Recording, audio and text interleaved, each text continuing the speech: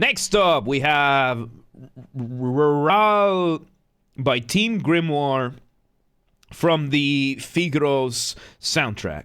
Once again, everybody, this is a Basterd's LFA, a layman-friendly analysis. I'm a professionally trained musician, a composer, and my objective here is to explain things in a way so that you don't have to be one to understand what is happening here, musically. So if you like the sound of that, make sure you're following the channel, subscribe to the channel, whatever term you want to use. Like the video, share the video, leave a comment, turn on notifications, become a member. Once again, everybody, members get early access, artists, musicians out there, Team Grimoire, anybody else, I want to collaborate. If you want guitars or Mongolian throat singing, you know, the good old kind of thing, reach out to me. I have a whole spiel for that at the end of the video, so stick around for that to hear it in full. Otherwise, we have the disclaimers showing on your screen right now, so go ahead and pause the video if you want to read them in full. Otherwise, let's go ahead and listen. Let's get started. Rrhar'il. Let's go.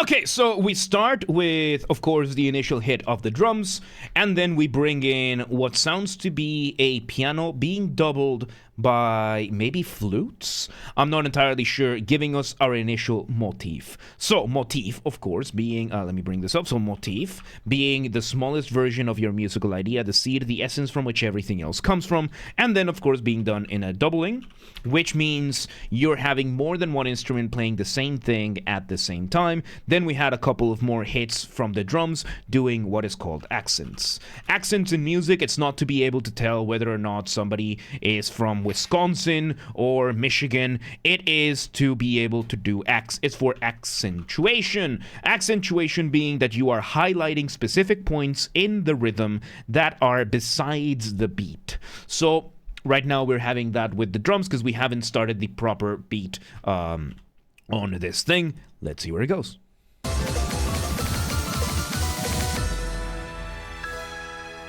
And a quick off the ramp we go.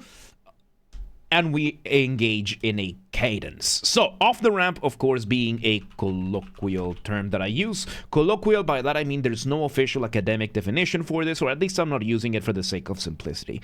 And off the ramp is what I call a specific type of transition. It can be as short as a couple of beats, as is being over here, or it can be as long as an entire section. The point of it is to make your listener feel suspended up in the air at the mercy of inertia, waiting to see where you land. How do you do that? Remove the drums. Maybe the bass as well. And of course, as I said, we engaged in a nice cadence. When you're making music, you're doing one of two things. You are building tension or you are removing that tension. This point in between is called cadence. And most importantly, that last bit of the melody is called a cadential melody.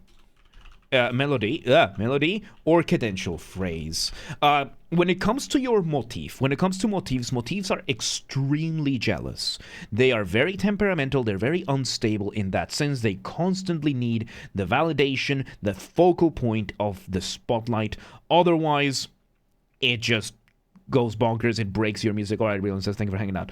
Have a good one. So yes, your motif is gonna be very temperamental, very judgmental on how often you give it the spotlight. You know, it's ridiculous. I know, it's almost like Twitch's terms of service. So we have that kind of thing, very irrational, very very much going like that.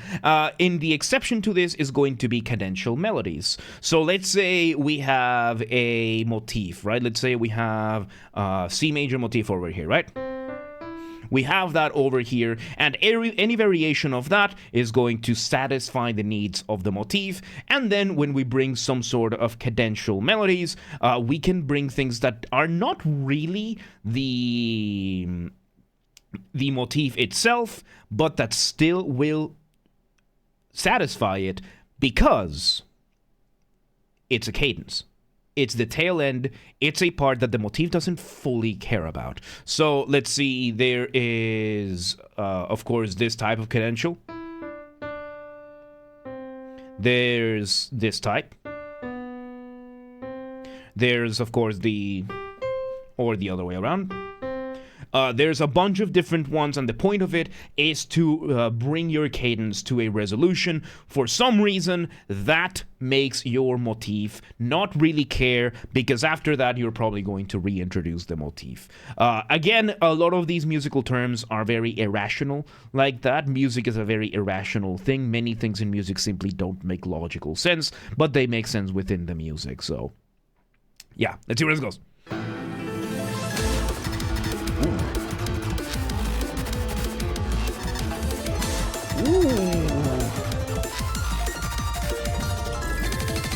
Okay, so we bring in the drums with a very nice, like, glitchy additional top over there. Like there's like a lot of percussion there, glitching our drums in a very, very interesting way.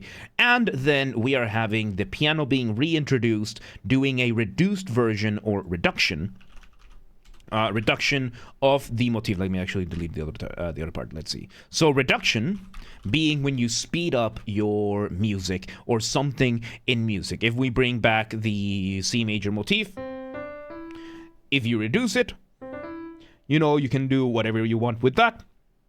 And we are messing around with different degrees of reduction in this case. And of course, we are having the piano part of the motif being arpeggiation, arpeggios or arpeggiation being when you play a chord one note at a time. Let's say, for example, here's the chord of C major in a block chord, and here it is arpeggiated.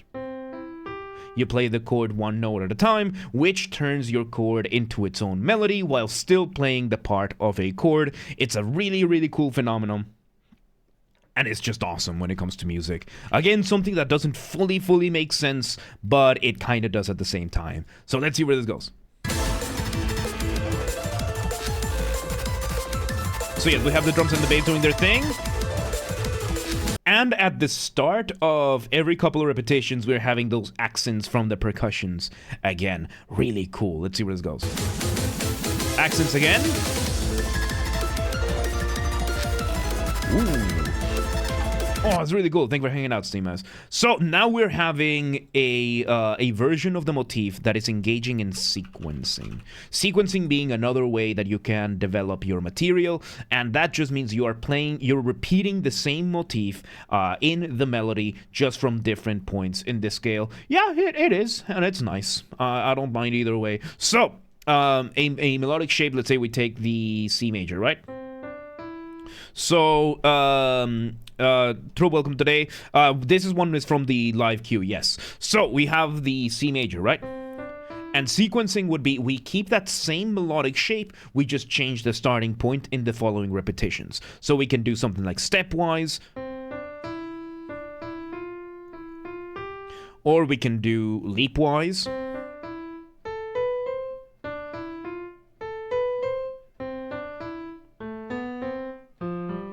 We can just do all sorts of variations like that. Of course, that is happening right now in a way faster way, because this one is a very, very fast-paced piece.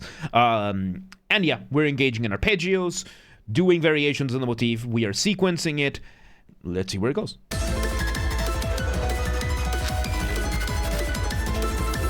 And something else I like right now that I just realized, the way the arpeggios are being played is that you are giving a melodic shape on top using the leading tones or the top notes of the arpeggio. So basically, we are having, you know, the top note being played, and then we're having whatever combination of chords. Then the second time we bring whatever combination up here, and every time we are playing those high notes, we're accentuating them, giving us this de facto melody at the very, very top. So we are getting basically two melodies at the same time, but one of them is being accentuated, and it's giving us this really, really cool version of the motif. Let's see where it goes. Oh, that's insane. Interesting that the drums are not that fast. They speed up now, and accent, sequencing, with rhythmic displacement. So, rhythmic displacement, let me bring this here. Rhythmic displacement being when you change the rhythm, when you're moving around rhythm, either forward or backward, sometimes leaving silence in between to give you a little bit of extra pace or instability in your piece, which is what is happening right now. We're doing some of those accents a little bit faster than before, but this time we are allowing a little bit more of rhythmic displacement, which is giving it a little bit more instability. Let's see where it goes.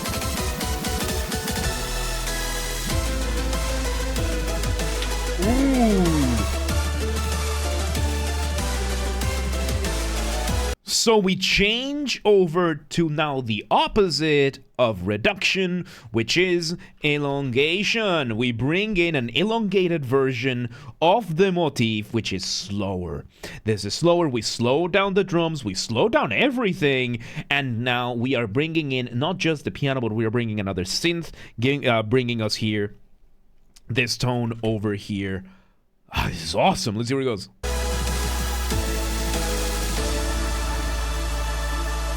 Cadence off the ramp. Quick run of the drums off the ramp again. Reduced version.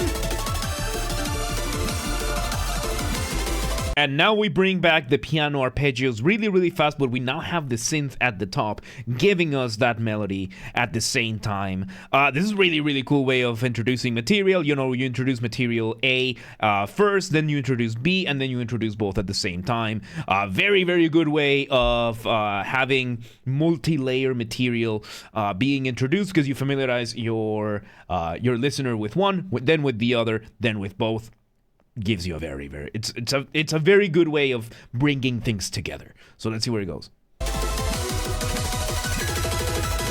Yeah, very similar to what we did before, but now we have, with the extra synth on top, so good. So it doesn't matter if, same thing. So yeah, we are repeating the section that we had back here, but now with the additional synth, and that alone is giving it such a different connotation. This is really good. Let's see. Yeah, a little bit of the sequencing, the cadence. We repeat again. Ooh, very cool accents there. We speed it up even more. Off the ramp. Oh, one last hit of the notes, we hold them down. One hit of the bell, we let that echo out, and there you go. Man, I would have liked this to go for an extra minute. That was so good. Oh, that would have been so cool if it had gone for, like, you introduce, like, maybe a melody with the bells and it goes for another minute. That would have been sick. But there you go, That was insane, dude. That was insane and surprisingly simple. Like, it was a surprisingly simple idea put into an extremely well executed manner. Really good stuff. There you go. That was Rrhar'il game version by Team Grimoire from the Phigros soundtrack. Once again, everybody, this has been a Basterd's LFA, a layman-friendly analysis. I'm a professionally trained musician and composer, and my objective here has been to explain things in a way so that you don't have to be one to understand what's happened here musically. So, if you're watching this on the YouTube video archive thing, thank you for watching. Make sure you're following the channel, subscribe to the channel, whatever term you want to use. Like the video, share the video, leave a comment, turn on notifications, become a member, all that good stuff. There is a long version of the song. Oh, cool, but it's not on the game soundtrack. Okay, so that's why we didn't do. We focus on game soundtrack, so that's why. Okay, so there is a longer version. Okay, that makes me happy. That makes me happy. So yes, like the video, share the video, leave a comment, turn on notifications, become a member. Once again, if we somehow hit 10,000 subscribers on YouTube before Christmas of 2025, I will take a single fan fiction of the choice of the community, and I will fully produce, record, and voice act an audiobook for it. We have a member who also offered to do a Discord Nitro giveaway. We're probably going to do other sorts of giveaways as well during the streams if that happens, so there's that. And if you want to contribute to the hype, or if you have any other ideas for me, let me know. Reach out. We'll make as much of it happen as we can. This has to be achieved through legitimate and honest means only. No account duping, no botting, no alting, no buying followers, no rat behaviors like that. Go share the videos, the streams with your friends, with your families, with your family's friends, with your friends' families. Those are two distinct concepts, by the way. With your online and offline communities, do it with everybody. Use the hype function on YouTube. I don't know how it works, but we have a group on the Discord that does, so go link down below, go check out, go coordinate. Yes, artists. If you're an artist on YouTube, I want to collaborate with you. If anybody out there wants either any of my musical skills, whether it is guitars, Mongolian throat singing, you know, the good old kind of thing, or some voice acting or singing, or if you need help figuring out something in your compositions or anything like that, I am more than happy to help. Just reach out, let me know, and we'll make anything. We'll make whatever we can work out. If you're in the audience and you know an artist that might benefit from it, let them know. Please do not harass anyone, do not spam anyone, be cool about it, don't be a rat. Members get early access to the content. I schedule the videos for the week on Saturdays, and if you're a paid member on YouTube, regardless of your tier, you get access to the videos when I schedule them on Saturdays, at least for the LFAs. So become a member today. If you want to listen to this without me interrupting every 3.5 seconds, I will be linking it in the description down below. If you want to request a song and you're not on the live stream, check the pinned comment. It has the instructions on what to do. And if you want to catch the streams when they happen live, we aim for Monday through Friday, 6 p.m. Central European Time. If you do not live in Europe, do not worry. We have the full up-to-date streaming schedule showing in your local time zone in both Discord and Twitch. They're both linked down below. So if you live in Phigros and you're like, yeah, but what time is 6 p.m. in Hungary? I don't live there. Don't worry, just go to Discord or Twitch, both linked down below, and they have the schedule showing in your local time zone. And follow the gaming channel. I have a gaming channel because of course I have a gaming channel. I'm on YouTube. What else could I possibly have? Games are Basterd. That's where I put the video game after show VODs when they happen. They happen on the main channel and then the recordings get put there. Link down below, or just search on YouTube. Same username as James R. Basterd. Just swap the J for a G and you got it. And yeah, there you go. Man, that was really good, really good. Rrhar'il from Phigros. Really good stuff, man, really good stuff. But yeah, let's move on.